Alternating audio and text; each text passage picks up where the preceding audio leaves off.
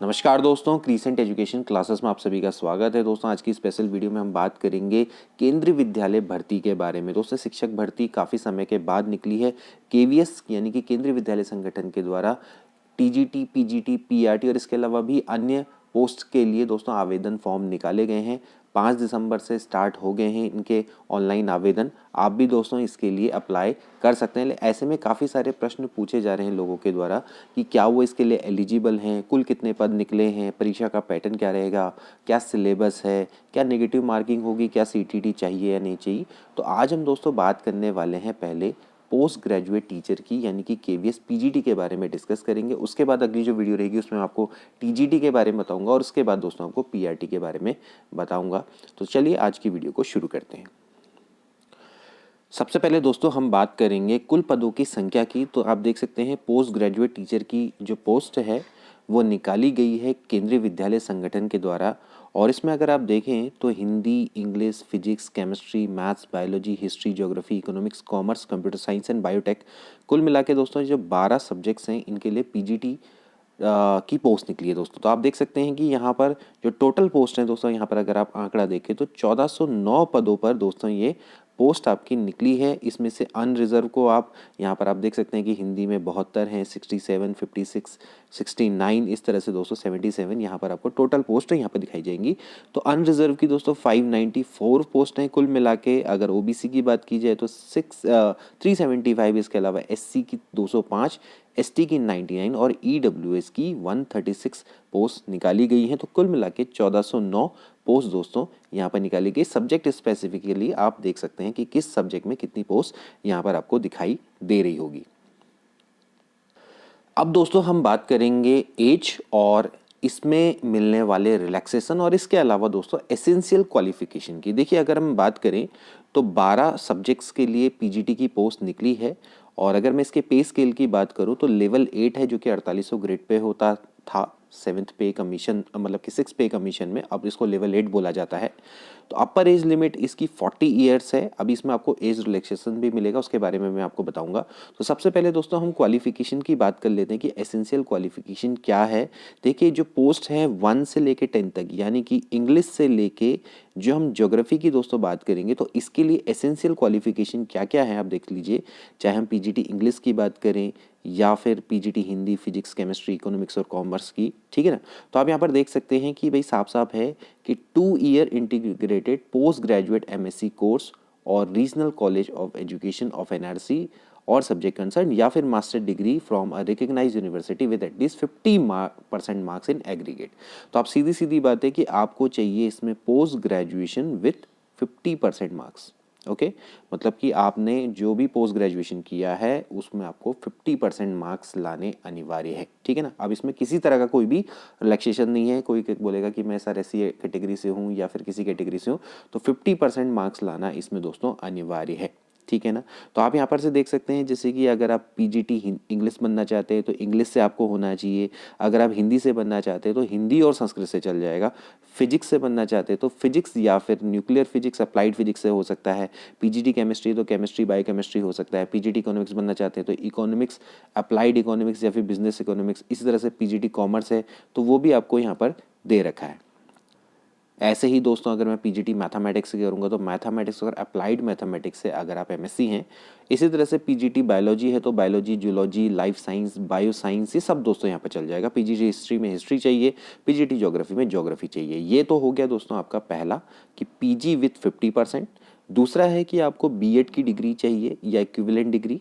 और तीसरा है proficiency in teaching in Hindi and English media. Okay तो ये जो दो हैं ये तो आपकी डिग्री है। उसके बाद में बाकी तो ये सब तो आपका जब क्लास या आप निकलेंगे उसके बाद आपका डेमो लिया जाएगा, प्रोफिशिएंसी टेस्ट, तो देन ये आपका मेजर किया जाएगा। फिलहाल ए और बी तो आपको डिग्री में चाहिए, ठीक है ना। तो पहले तो आपको post graduate with 50% and simply BEd चाहिए। तो इसमें आप साफ साफ देख सकते हैं कि टैट आवश्यक नहीं है, सेंट्रल टेट निकालना आपको आवश्यक नहीं है।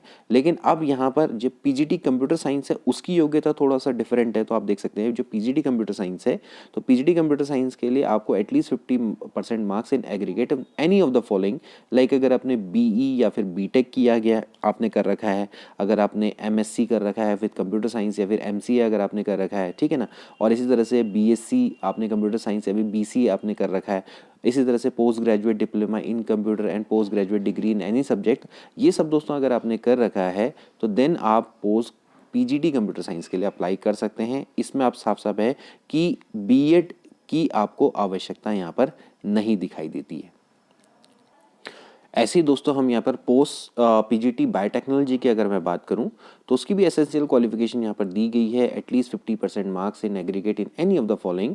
मास्टर डिग्री आपको पोस्ट बायोटेक्नोलॉजी में या फिर जेनेटिक्स में या फिर माइक्रोबायोलॉजी या फिर लाइफ साइंस या फिर बायो साइंस या बायोकेमिस्ट्री से अगर आप पीजीटी हैं तो आपको दोस्तों बस इसमें 50% लाने हैं, बीएड की आवश्यकता आपको नहीं रहेगी। Proficiency in teaching in Hindi and English अगर आपका है तो फिर आपका काम बन जाएगा, ठीक है ना। बस यहाँ पर एक नोट दिया हुआ है, नोट क्या दिया हुआ है, for subsequent promotion in incumbent will be acquire to BEd और इक्विवेलेंट डिग्री, मतलब कि आगे जाके जब प्रमोशन है तो शायद उसके वक्त में आपको बीएड की आवश्यकता पड़ सकती है, ये इन्होंने लिखा है, लेकिन फिलहाल अभी के लिए बीएड की आवश्यकता नहीं है। अब दोस्तों हम बात करेंगे एज रिलैक्सेशन की, जो कि काफ़ी इंपॉर्टेंट है। मैंने पहले ही बोला कि इसकी अपर एज है 40 ईयर्स, लेकिन दोस्तों अगर आप इन कैटेगरी से बिलोंग करते हैं, लाइक अगर आप शेड्यूल कास्ट हैं या शेड्यूल ट्राइब्स है तो आपको 5 साल की छूट मिलेगी। इसी तरह से ओबीसी से बिलोंग करते हैं तो 3 साल की। अगर आप वुमेन है, यहाँ पर सबसे इंपॉर्टेंट है दोस्तों वुमेन है, ऑल कैटेगरी में दोस्तों पीजीटी टीजीटी लाइब्रेरियन पीआरटी में आपको 10 साल की दोस्तों अपर एज में छूट मिल जाएगी। कहने का मतलब है 50 साल तक आप दोस्तों अप्लाई कर सकते हैं, ठीक है। अगर आप केवीएस एम्प्लॉयज हैं तब तो आपके लिए कोई एज बार है ही नहीं, ओके। इसी के अलावा दोस्तों candidate with 3 years continuous service in central government provide the post are in the same of allied cadre, ठीक है। तो ये भी दोस्तों इनको भी 5 साल है जनरल के लिए, 8 साल है ओबीसी के लिए और 10 साल एससी एसटी के लिए, ठीक। तो यहाँ पर आप देख सकते हैं अगर कोई जम्मू कश्मीर में है तो फिर वो वहाँ का निवासी है तो उसको 5 साल की स्पेशल छूट है और वो 1/1/1980 से 1989 में वहाँ उसका डोमिसाइल होना चाहिए, ठीक है ना। अगर पर्सन विद डिसेबिलिटी है तो एससी एसटी में 15 साल की है, ओबीसी में 13 साल की है, जनरल में 10 साल की। अगर आप एक्स आर्मी से हैं तो फिर आपको दोस्तों इस तरह से छूट मिल सकती है। तो मतलब आपको एज रिलैक्सेशन भी यहाँ पर आपको अच्छा खासा मिल जाएगा। इंपॉर्टेंट डेट है दोस्तों की 5/12/2022 से दोस्तों ये फॉर्म भरने स्टार्ट हो गए हैं। 26/12/2022 तक ये आप ये फॉर्म भर लीजिएगा, यानी कि 26 दिसंबर इसकी लास्ट डेट रहेगी। अभी जो रिटन टेस्ट है उसकी डेट को भी अनाउंस नहीं किया गया है। अब दोस्तों अगर हम फी स्ट्रक्चर की बात करें तो फी स्ट्रक्चर दोस्तों यहाँ पर साफ साफ दिया हुआ है कि अगर आप पीजीटी के लिए दोस्तों अप्लाई करना चाहते हैं तो आपको 1500 रुपये देने पड़ेंगे, ठीक है ना। लेकिन दोस्तों यहाँ पर भी फ़ी में मतलब कि फ़ी छोड़ी गई है। No fees required to be paid by candidates belonging to SC ST physical handicapped and ex serviceman category. तो आप समझ सकते हैं कि अगर आप एससी एसटी फिजिकली हैंडीकैप्ड या एक्स सर्विसमैन से बिलोंग करते हैं तो फिर आपको ये शुल्क माफ़ कर लिया जाएगा, ठीक है। तो यहाँ पर आप देख लीजिएगा कि जो पीजीटी है उसके लिए 1500 रुपये है। अगर आप एससी एसटी या पीएच से बिलोंग करते हैं तो फिर वहाँ पर फीस नहीं पड़ेगी, साफ साफ लिखा गया है। अब बात करेंगे दोस्तों आपके मोड ऑफ सिलेक्शन की। देखिए scheme of exam for direct recruitment of post graduate teacher, हम इसकी बात कर रहे हैं दोस्तों। तो यहाँ पर आपका 2 चरणों में दोस्तों एग्जाम होगा, एक आपका रिटर्न होगा एंड देन प्लस आपका क्या होगा इंटरव्यू, जिसको कि हम इस समय पर कॉम्पिटेंसी प्रोफिशिएंसी टेस्ट के नाम से जान रहे हैं, तो सीपीटी के नाम से दोस्तों इसको जाना जा रहा है। तो यहाँ पर आपका एक डेमो भी होगा, साथ में इंटरव्यू भी होगा। तो इसको खाली इंटरव्यू नहीं कह सकते, डेमो प्लस इंटरव्यू, ठीक है ना। तो इसको सीपीटी के नाम से बोला गया। तो पहले आपका रिटर्न होगा दोस्तों, ये जो रिटर्न होगा ये आपका सीबीटी मोड में होगा, यानी कि कंप्यूटर बेस्ड टेस्ट होगा, एक ऑनलाइन टेस्ट आपका होने वाला है, ठीक है ना। तो जो अब इस समय पर जो रिटर्न मार्क्स है दोस्तों वो आपका 180 मार्क्स का दोस्तों होने वाला है और हर जो क्वेश्चन है वो 1 मार्क्स का होगा और इसमें नेगेटिव मार्किंग नहीं होने वाली है। ये साफ साफ यहाँ पर दर्शाया नहीं गया है, क्योंकि दर्शाया नहीं गया है तो नेगेटिव मार्किंग नहीं होने वाली। अगर दर्शाया गया होता कि भाई नेगेटिव मार्किंग होगी तो फिर साफ साफ होता कि नेगेटिव मार्किंग मतलब कि होती। तो यहाँ पर इतना तो श्योर है कि नेगेटिव मार्किंग नहीं होने वाली। पहले भी केंद्रीय विद्यालय के पेपरों में नेगेटिव मार्किंग नहीं होती थी, तो फिलहाल अभी भी नेगेटिव मार्किंग आपको देखने को नहीं मिलेगी, ठीक है ना। तो सीधी बात है कि आपके सामने 180 मार्क्स का पेपर आएगा। अब वो जो 180 मार्क्स का जो पेपर है दोस्तों, उसको भी आपके 4 पार्ट्स में डिवाइड किया गया है। जो 4 पार्ट है उनको एक बार देख लेते हैं। सबसे पहले आपका आएगा प्रोफिशिएंसी इन लैंग्वेज। लैंग्वेज में दोस्तों आपके 10 मार्क्स की इंग्लिश और 10 मार्क्स की हिंदी आने वाली है। इसके अलावा general awareness, reasoning and proficiency in computer, ये आपके टोटल मिला के 20 मार्क्स है, जबकि इसमें जनरल अवेयरनेस का पार्ट और जनरल करंट अफेयर्स की बात करें तो 10 क्वेश्चन है, रीजनिंग एबिलिटी के 5 क्वेश्चन, कंप्यूटर के 5 क्वेश्चन, तो टोटल मिला के 20 क्वेश्चन आपके इसमें आएंगे।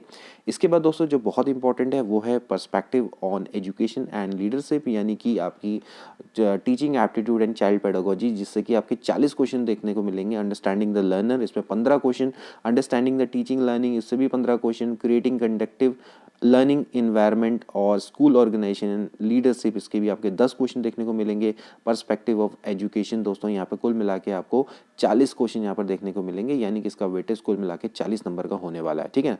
उसके बाद दोस्तों आपका जो सब्जेक्ट स्पेसिफिक सिलेबस है वो आपका रहेगा, आप जिससे भी अप्लाई करते हैं, चाहे पीजीटी इंग्लिश, हिंदी, संस्कृत, या फिर अगर आप मैथ्स के लिए अप्लाई करते हैं, फिजिक्स के लिए अप्लाई करते हैं, केमिस्ट्री के लिए, तो उसमें आपका 100 नंबर का दोस्तों आपका सब्जेक्ट आने वाला है, ठीक है। सब्जेक्ट की जो डिटेल है वो मैं आपको आगे प्रोवाइड करवा दूंगा। टेलीग्राम चैनल है हमारा, टेलीग्राम चैनल ज्वाइन कर लेना, लिंक अबाउट सेक्शन में दिया गया है, वहाँ पर मैं उसकी पीडीएफ को डाल दूंगा, ठीक है ना। तो वहाँ पर आपको अपना सब्जेक्ट देखने को मिल जाएगा। तो 100 मार्क्स आपके सब्जेक्ट को, इसका मतलब है कि अगर आपकी अपने सब्जेक्ट में अच्छी नॉलेज है तो यहाँ पर आप बहुत अच्छा कर सकते हैं, ठीक है ना। तो पहले दोस्तों, पहले से इसके पेपर पैटर्न में थोड़ा सा बदलाव किया गया है। तो ये दोस्तों हो गया आपका कुल मिला के 180 नंबर का रिटन एग्जामिनेशन, जो कि सीबीटी मोड पे होगा। एंड देन इसके बाद जब आपका यहाँ पर कट ऑफ में आपका सिलेक्शन होगा, देन दोस्तों आपका एक प्रोफेशनल कॉम्पिटेंसी टेस्ट लिया जाएगा, ठीक है ना। ठीक, तो जो प्रोफेशनल कॉम्पिटेंसी टेस्ट है, तो प्रोफेशनल कॉम्पिटेंसी टेस्ट है दोस्तों आपका 60 मार्क्स का होने वाला है, जो जिसमें आपकी डेमो टीचिंग होगी 30 मार्क्स एंड इंटरव्यू आपका 30 मार्क्स का होने वाला है। तो कुल मिला के दोस्तों आप देख सकते हैं कि इसमें 60 मार्क्स का आपका होगा और 180 मार्क्स का आपका रिटर्न होने वाला है, ठीक है ना।